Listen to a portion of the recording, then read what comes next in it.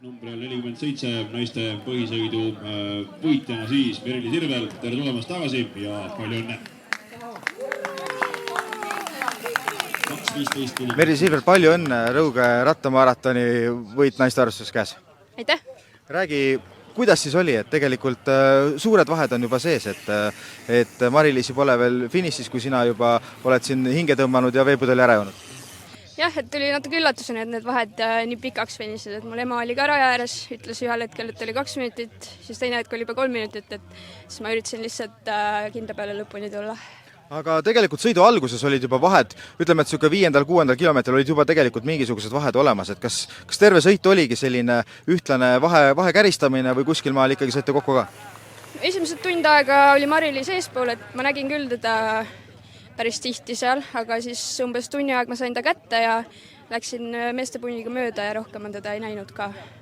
Et mehed aitasid natukene võib-olla tema raskest hetkest sinul üle olla? Jaa, kindlasti, siis ma mõtlesin küll ülejäänud sõita, et palun hoia lihtsalt meestest kinni, et sul on nendega lihtsam.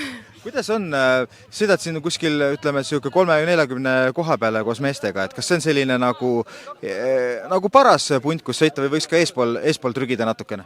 Ma tahaks loota, et heal päeval võiks ikka eespool ka olla, et ma arvan, et saaks hakkama. Et Jostan Vaidemile tuulde ja miks mitte? Jostanile ma arvan, tuulde ei saa.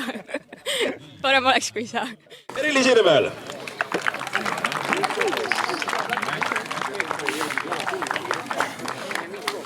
No nii, ja nüüd siis palume aplausi naistele!